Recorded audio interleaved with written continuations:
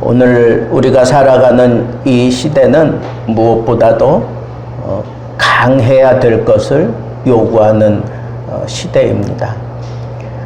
코로나 블루가 이 사회 곳곳에 다 파고들어서 사람들이 다 저마다 막연한 불안함을 가지고 살아가고 있습니다. 요즘에는 또 변이 바이러스가 또 다른 변이 바이러스를 만들어내고 뭐 그러는 시대가 되니까 이제 뭐 주사 맞았다고 나는 안전해 뭐 그런 식으로 얘기할 만한 그런 시대도 아닌 것 같아요. 다니엘서에서 우리가 밝힌 대로 이 세대를 인정해라. 이 세대 부인하면 나 설 자리가 없습니다. 인정하고 이런 시대라는 거 인정하고 그게 말세의 징조라는 거 인정하고 그런 세월을 그냥 피하지 말고 맞닥뜨려서 그냥 뚫고 나가는 거예요. 뚫고 나가는 동안에 다니엘처럼 우리를 하나님이 정결케 하셔요. 깨끗하게 하셔요. 정결케 깨끗하게 하시는 이유는 하나님이 우리의 영안을 뜨게 하시고 그리고 앞선 세대를 미래를 바라볼 수 있는 눈을 가지고 하나님께 붙들려서 쓰임받기 위함 그거잖아요. 세상과 멀어지는 건데 세상과 구별되는 건데 그러고 나면 우리가 세상에 영향력을 못 끼치는 그런 사람 될 것 같지만 아니요. 그렇게 깨끗해진 사람을 하나님이 쓰실 때에는 리더십을 발휘하게 하셔요. 세상의 가장 높은 자리에 서게 하셔요. 세상에서도 별과 같이 빛나게 하시고 천국에 들어가서도 별과 같이 빛나는 그런 영화로움으로 하나님이 우리에게 씌워 주셔요. 이 말세를 우리가 부정할 필요는 없어요. 이 말세를 우리가 당당하게 대처하며 살아가되 하나님이 나를 이 고난과 이런 심각한 세대를 걷게 하시는 것은 나를 정결케 하기 위함이다 라고 하는 이 사실을 우리가 붙잡고 하나님이 나에게 오셔서 나를 어루만지시고 나에게 위로를 주시고 나를 강하게 하시는 이런 놀라운 사실을 우리가 붙잡으면 되는 거예요. 언젠가부터 우리나라에 이 묻지마 살인 뭐 이런 것들이 있잖아요. 뭐 드라마나 아니면 영화 뭐 이런 거 보면 다 그래요. 또 요즘 시대에 아드님이 뭔가를 이제 해야 되겠다 싶어가지고 제주도까지 보내가지고 부부가 거기서 이 안경학과 이거 공부했어요. 근데 막상 학교 졸업하고 서울에 오니까 지금 안경점 낼 수가 없는 거예요. 지금 안경점 다 문 닫고 있는 입장이고 그렇다고 어디 안경점 들어가기도 힘들고 막막한 거예요. 막막한 거예요. 이거 어떻게 해야 되나 걱정되죠. 미래가 불투명하단 말이에요.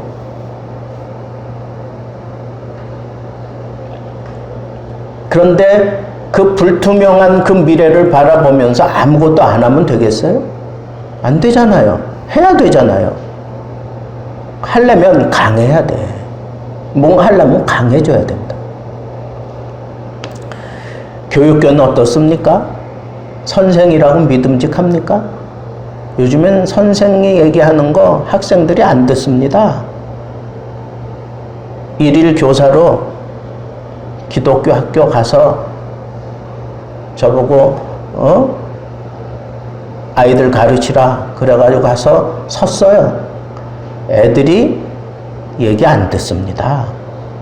내가 뭔가 그래도 준비해가지고 가서 이렇게 뭐 얘기하다가 화가 나가지고 내가 소리를 질렀다니까. 야,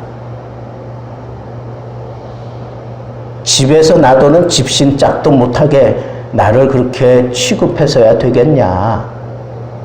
그래도 듣는 척이라도 해주는 거, 그게 의리 아니냐. 뭐 이제 막 그래 놨더니 저 뒤에서 담임 선생이 듣고 있다가 담임 선생이 바짝 그냥 얼었어요. 그리고는 담임 선생이 일어나서 왔다 갔다 하면서 이제 애들 뭐 집중하게 만들고 그러더라고요. 선생님 강의할 때 애들 그냥 자요. 선생 깨우지도 않아. 왜? 애들 뭐 그런 애들이라 이거야. 선생을 믿을 수 있습니까? 종교계에 헌신하고 있는 목사 믿을 수 있겠습니까? 예? 여러분 뭘 믿을 수 있겠어요 도대체? 그렇다고 해서 우리 믿을 사람 없다고 해서 그런 거 다 그럼 그만둬야 돼요? 선생 못 믿으니까 학교 보내지 말아야 될까요? 그래서 집에서 뭐 하는 건 뭐라 그래요? 홈스쿨링? 예? 아니요. 여러분 학교 가서 거기서 그 현장에서 아이들하고 뛰놀면서 아이들하고 눈 맞춰가면서 아이들하고 툭닥거리기도 하고 좀 싸움도 하고 뭐 그러면서 이 사회생활을 배우는 거 아니에요? 대학교 가면 더한데 그런 과정을 통해서 이 험난한 세대에 우리가 어디에 꽂히든지 거기 가서 내가 그거 강하게 감당해내는 거 아닙니까? 더군다나 이 시대가 이 이념 갈등이 생겼어요. 아주 요즘에는 아주 양극화가 돼가지고 예? 모든 게 다 그냥 이거 아니면 요거예요. 중간지대 없어요. 중간지대에 머물러 있는 사람들은 회색 분자라 그래가지고 아주 사람 취급도 못 받아요 요즘에. 오늘도 오셔서 막 성토하는 거예요. 실망했다 이거야. 목사님들이 왜 이렇게 정부가 기독교를 탄압하는데 한마디도 안 하느냐 이거예요. 큰 교회 목사님들한테 실망했다 이거예요. 어떻게 하시려고 이러느냐 이거예요. 아니, 목사님 앞에 죄송하지만 그러면서 말씀하시더라고.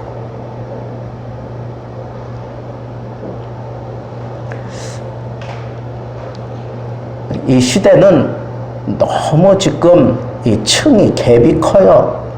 6.25 전쟁을 통해서 상처를 입은 사람들하고 6.25 이후에 태어난 사람들 이 생각하고 뭐 이러는 게 이 갭이 너무 큰 거예요. 나라 구하겠다고 뛰어들어가 가지고 팔다리 잘려져 나가고 병신처럼 살아가면서도 휴지 죽고 뭐 이러면서 나라에서 주는 그 전쟁한 사람들에게 주는 거 그거 너무 미미하대요. 예? 참 가엾게 보일 정도로 그렇게 살아가요. 왜? 팔다리 없으니까 회사 생활을 못하는 거예요. 그렇다고 특별한 그런 기술이 있는 것도 아니고. 그러면 이 나라를 지켜낸 그런 전쟁 영웅들에 대해서 나라가 도대체 뭘 해주고 있느냐고요. 아니, 나라는 고사하고 자녀들은 도대체 뭘 하고 있느냐고요. 후세대들은 이 나라를 지켜낸 그분들을 위해서 뭘 하고 있느냐고요. 뭐 독도 문제 나오고 뭐 중국이 뭐 이 역사 왜곡하고 이런 문제 나올 때 라이카 코리안가 하는 그 기업은 아예 그 뉴욕 게시판 크게 거기다 한복, 그게 그냥 광고예요. 독도 그거 보여주는 게 그게 광고예요. 엄청난 돈 쏟아 부어가면서 그거 하고 있어요. 왜? 일본 사람들이 헛소리 하니까, 중국 사람들이 헛소리 하니까 내가 한국인이다 이거예요.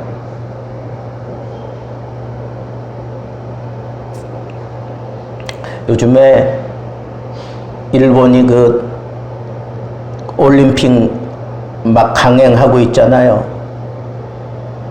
여러분 어떻게 생각하세요? 지금 뭐 심각하던데요, 얘기 들어보니까. 이 사람들 다 모아놓고 방역에 대한 무슨 특별한 뭐 대책이 없어요. 유튜브에서 얘기하는 거 들어보면 그 사람들이 막 실없는 소리 하는 게 아니더라고. 왜 그러는지에 대해서 또 시각을 뭐 밝히면서 쭉 얘기하는데, 도대체 이걸 어떻게 하려고 그러느냐 이거예요. 이런데 꼭 보내야 되겠느냐 이거예요.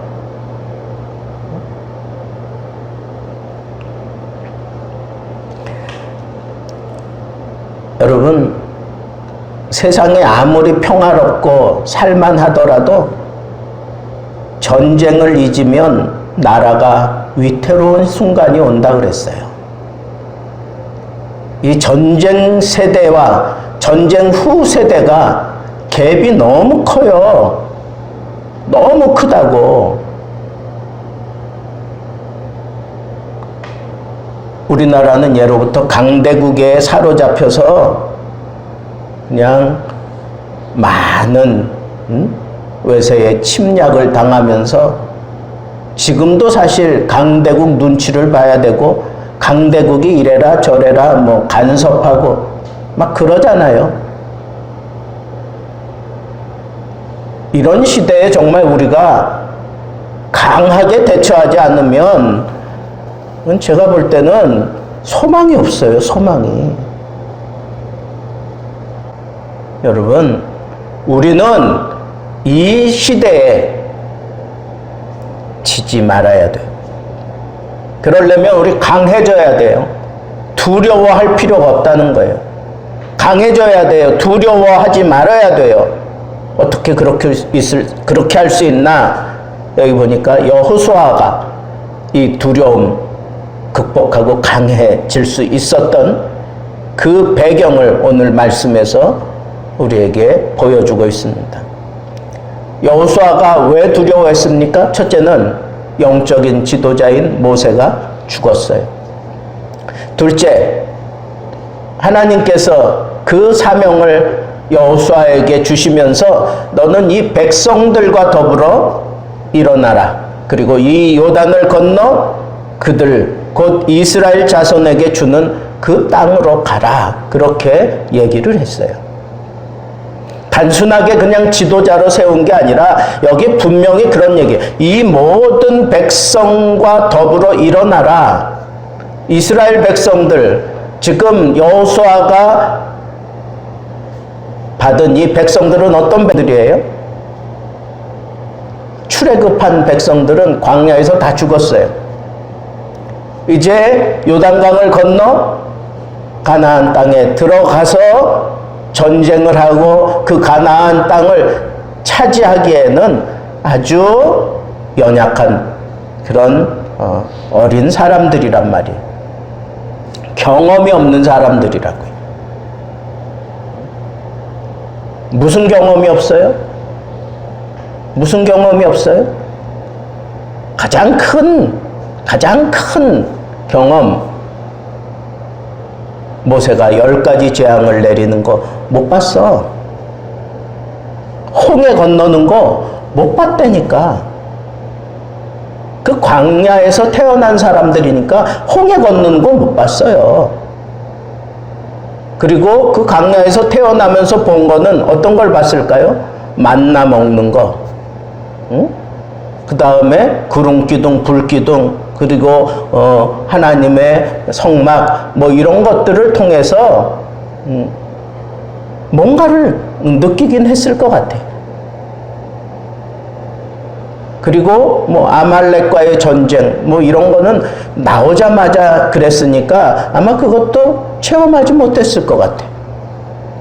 근데 체험했던 건 주로 어떤 것들일까요? 하나님 앞에 잘못하고 하나님을 원망하고 하나님 앞에 그렇게 부정한 짓 하고 이런 것들만 많이 경험한 세대가 아닐까 하는 생각을 해볼 수밖에 없어요. 이런 사람들을 데리고 뭐 할 수 있겠느냐고. 자기도 지금 어떻게 보면 신출락인데 아무런 경험도 없고 하나님이 그 굉장하게 보여주신 그런 능력 본 적도 없는 이 사람들을 데리고 어떡하라고요? 요단을 건너래. 요단강을 건너래. 여러분 이게 말이나 되는 겁니까? 내가 모세와 같은 그런 능력이 있는 것도 아니고 그리고 나에게 맡긴 이 백성들이 좋은 경험보다는 나쁜 경험을 더 많이 가지고 있고 그리고 하나님의 능력을 친히 눈으로 목도한 것들이 너무 미흡한데 이 백성들을 데리고 더군다나 이 요단강을 건너가자마자 뭐가 있냐면 여리고 성이 있어요. 여리고성 앞으로 곧장 갔다 그랬잖아요. 그러니까 여리고성 앞으로 그냥 요단강을 건너는 거예요. 이거는 어떻게 보면 미친 짓이에요. 여리고에서 그 상황을 알고 대처했으면 그 요단강에서 다 죽을 수도 있는 상황 아니겠어요? 도대체 뭘 가지고 지금 여호수아에게 하나님은 능력을 그리고 담대함을 주시려고 하는 걸까? 그럴 정도로 지금 이 상황이 도무지 이해가 안 가는 거예요. 그렇다고 여호수아가 리더십을 발휘하면서 사람들을 막 이끌어가며 뭐 이런 거는 딱 한 번 있어. 언제 그랬어요? 예? 아말렉과의 전쟁할 때 모세는 산에 올라가서 기도하고 자기는 백성들과 앞에 나가서 앞장서서 싸움을 했잖아요. 그때 리더십을 발휘했다? 제가 볼 때는 그런 것도 아닌 것 같아.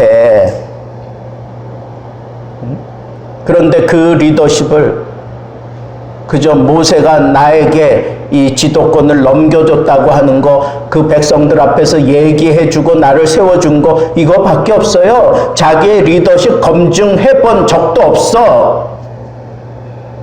그런 상황에서 하나님은 이 여호수아를 붙잡아 주시기 위해서 강하라, 담대하라 그렇게 얘기했어요.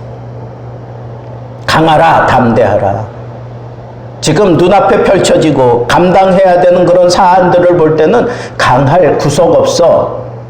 두려울 수밖에 없어요. 그런데 하나님은 강하라고 하셔요. 담대하라고 하셔요. 그것도 3번씩이나.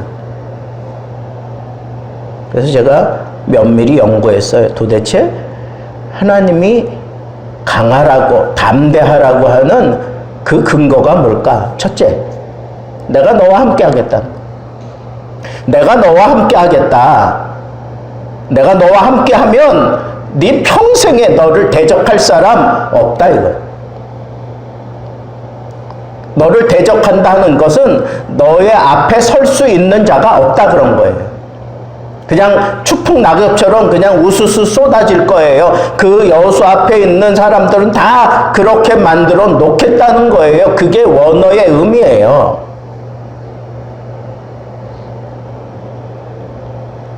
그러면서 얘기하는 거예요. 내가 너와 함께 할 거야.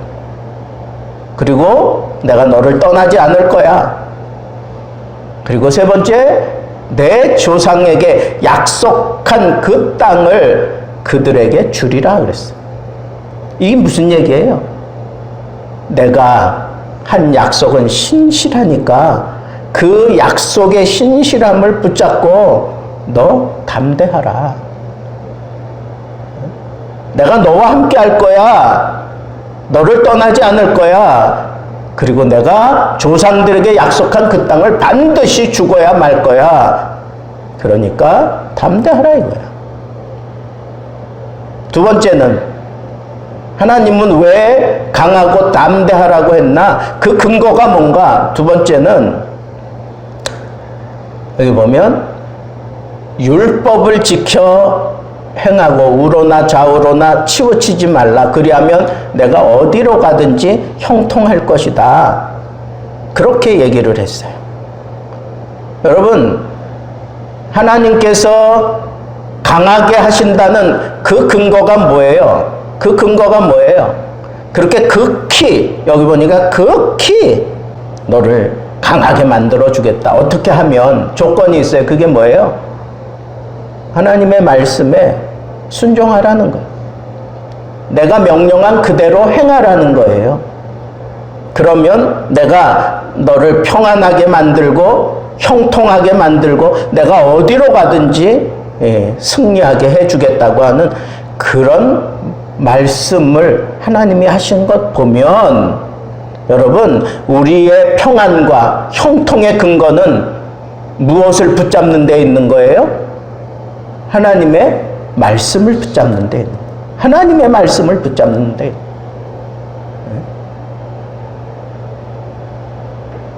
여러분들이 하나님의 말씀을 붙잡고 살아가면 형통해요. 여러분들이 하나님의 말씀을 붙잡고 살아가면 평안해요. 이게 하나님이 여호수아에게 하신 말씀이에요. 그것도 극히 담대하게 만들어 주겠다는 거예요. 어떻게 하면? 말씀을 붙들고 그 말씀에 치우치지 아니하고 말씀대로 지켜 행하면 우리에게 도전하는 게 뭐예요? 말씀대로 한번 해봐라 이거예요. 해봐라. 묵상해봐라 이거예요. 읽어봐라 이거예요. 말씀에서 깨달아진 대로 한번 행해봐라 이거예요. 너희에게 평안함이 오지 않나? 너희의 길이 형통해지지 않나? 한번 해보라는 거예요. 해보지도 않으면서 불안에 떨 필요 없잖아요.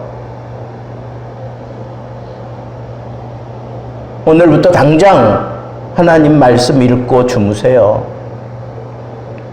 시간 없다는 소리 하지 말고 자기 전에 한 장이라도 읽고 주무세요. 일어나면 또 한 장 읽으세요. 그리고 24시간 사는 동안에 하나님을 위해서 시간 내고 또 한 장 읽으세요. 하루에 3장 못 읽겠어요? 읽으세요.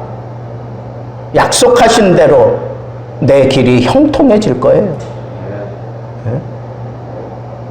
시간이 좀 남으면, 그리고 솜씨 있는 사람들은 좀 쓰세요.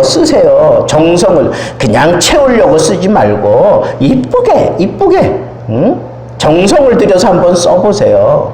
내가 좋아하는 말씀, 시편이라도 한번 써보고, 잠언이라도 한번 써보고, 내가 좋아하는 말씀 로마서라도 한번 써보고. 어떤 말씀 좋아하세요? 그런 말씀들 좀 써보세요. 하나님이 정말로 우리의 삶을 책임져 주시고 형통케 하시고 그리고 평안하게 해 주시는지, 하나님이 이렇게 약속했는데 그게 안 된다면 문제 있는 거 아니가? 저는 반드시 되리라고 믿어요. 마지막 세 번째. 하나님이 담대하고 강하게 하시는 그 근거가 뭔가? 여기 보니까 내가 네게 명령한 것이 아니냐, 강하고 담대하라 그랬어. 내가 어디로 가든지 내 하나님 여호와가 너와 함께 하느니라. 이스라엘에 대해서 얘기하다가 이제는 여호수아 너와 함께 하겠다 그랬어. 너와, 내가 어디로 가든지. 여러분, 하나님의 말씀을 명령받는 사람은 한 사람이에요. 그 명령받은 사람이 이제 리더십을 발휘하며 사람들을 데리고 가는 거예요. 여러분, 하나님 앞에 명령받는 사람 되세요. 사람들을 통해서 그 하나님의 말씀을 명령받는 그런 자리에서 한 단계 올라서란 말이에요. 리더십을 발휘할 수 있는 자리로 올라가세요. 그 사람은 누구예요? 하나님에게 직접 명령을 받는 사람이에요. 하나님이 여호수아에게 명령하고 여호수아는 그 명령을 모든 백성들에게 명령하잖아요. 그 자리를 사모하세요. 리더십을 발휘할 수 있는 자리를 사모하시라고. 그럴 때 하나님께서 약속했어요. 내 하나님 여호와가 네가 어디를 가든지 너와 함께 하느니라. 저는 오늘 말씀을 묵상하면서 세 차례에 걸쳐서 강하라, 담대하라 말씀하시는 것은 이건 강조하는 거다. 이건 누가 읽어도 그걸 느낄 수 있어요. 그런데 하나님께서 이렇게 약관인 이 여호수아를 강하고 담대하게 이렇게 계속해서 그렇게 말씀하시는 하나님의 의도는 뭐겠어요? 내가 그렇게 하고야 말겠다는, 내가 그렇게 하고야 말겠다는 거예요. 이 요단을 건너게 해주겠다는 거예요. 약속의 땅에 들어가서 그것을 차지하게 해주겠다는 거예요. 이 백성들을 네가 잘 컨트롤하며 리더십을 발휘할 수 있도록 내가 해주겠다고 하는 하나님의 그 의지가 담겨져 있어요. 강하고 담대하라 하신 분이 여호와 하나님이기 때문에 하나님의 의지가 담겨져 있기 때문에 반드시 그렇게 될 수밖에 없다는 거예요. 그러면 우리는 하나님이 나와 함께 하심을 확신하며 살아야 돼요.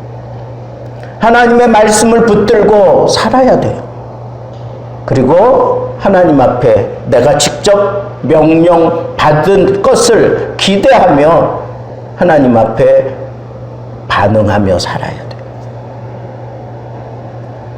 여러분, 강하세요. 담대하세요. 하나님을 붙잡으면 돼요. 말씀을 붙잡으면 돼요. 그리고 내 사명을 붙잡으면 돼요. 사명자를 하나님이 붙들고 그 사람에게 명령을 주시는 거 아닙니까?